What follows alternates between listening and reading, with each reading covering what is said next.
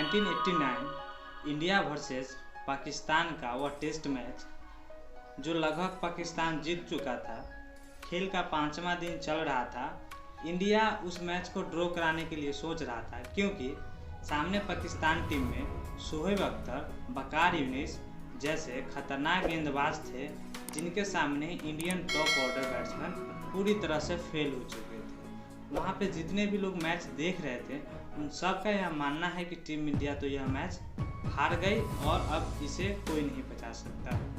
उस समय रवि शास्त्री, अजरुद्दीन और श्रीकांत जैसे बड़े बड़े बैट्समैन आउट हो चुके थे।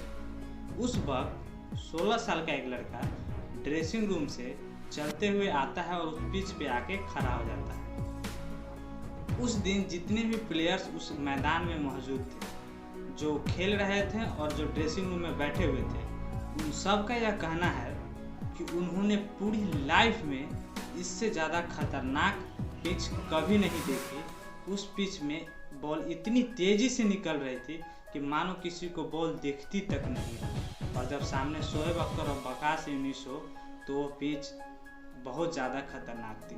उसमें इतनी घास थी कि बॉल पड़ने के बाद दिख नहीं रही थी, जिसके कारण बैट्समैन सब आउट हो चुके थे। उस समय एक 16 साल का बच्चा आके उस पिच पे खड़ा हो जाता है। वकार यूनिस बॉल लेके उसकी तरफ बढ़ते हैं और जब पहला बॉल फेंकते हैं, उस बच्चे के फेस से सामने से वो बॉल यूं करके कीपर के ग्लव्स में चला जाता है और वो बच्चा डर जाता है। नॉन स्ट्राइक पे नवजोत सिंह सिद्धू थे, वो उसके पास और बोले कोई दिक्कत। उस बच्चे ने बड़े ही सरलता और भाव से बोला कि नहीं, मैं ठीक हूँ। वकार यूनिस अगली बॉल लेकर आते हैं और वह बॉल आकर एक बाउंसर बॉल थी जो उस बच्चे के फेस पे आके लगती है और वह बच्चा उसी पिच पे गिर जाता है। सब घबरा जाते हैं कि क्या हो गया। जब सब उस बच्चे के पास जाते हैं, उधर से इंडियन फिजियोथेरेपिस्ट दौड़कर आता है और देखता है तो वो बच्चे की नाक से पूरा खून निकल रहा है और उसके पूरे टी शर्ट, ग्लव्स, बैट, यहाँ तक कि ज़मीन पर भी खून पड़े हुए हैं। सारे लोग चिंतित हो जाते हैं। फिजियोथेरेपिस्ट उसके नाक पे रुई रखता है, लेकिन फिर भी खून रुकने का नाम नहीं लेता। उस समय मेडिकल अभी की तरह उतना ज़्यादा हाई लेवल पे नहीं था। उस समय दो ही चीज़ हुआ करती थी फिजियोथेरेपिस्ट के पास, एक बर्फ़ का पाउच और दूसरा पेन किलर टैबलेट। उसने पेन किलर टैबलेट उस 16 साल के बच्चे को खिला दिया और बर्फ़ लगा दिया उसके चेहरे पे, नाक पे बर्फ़ का पाउच। नवजोत सिंह सिद्धू उस बच्चे को कहते हैं कि देखो, अभी फास्टर लोग बॉल कर रहे हैं, तुम 1-2 घंटे के लिए रिटायर हट होकर ड्रेसिंग रूम चले जाओ, वहाँ तुम्हारा इलाज भी ढंग से हो जाएगा। उसके बाद जब स्पिनर बॉल करने आ जाएंगे तब तुम बैटिंग करने चले आना, अभी तुम रिटायर हट होकर चले जाओ। फिजियोथेरेपिस्ट का भी कहना था कि इस समय इनका खेलना सही नहीं है, अगर ये ड्रेसिंग रूम चलते हैं तो मैं इनका इलाज अच्छे से कर सकूँगा।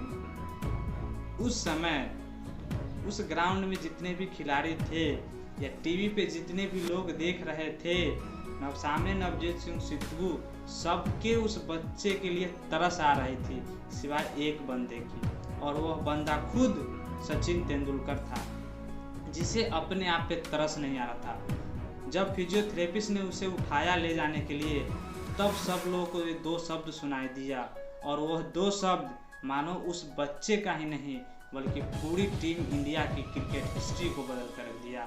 वह 2 शब्द था, मैं खेलेगा, मैं खेलेगा। यह शब्द सुनकर सिद्धू मन ही मन बोलते हैं कि आज यह मर जाएगा, आज इसे कोई नहीं बचा पाएगा, क्योंकि इससे ज़्यादा खतरनाक पिच आज तक किसी बैट्समैन ने कभी फेस नहीं की थी। वकार यूनिस ओवर की अगली बॉल लेकर तैयार होते हैं और वो बच्चा खेलने के लिए तैयार हो जाता है।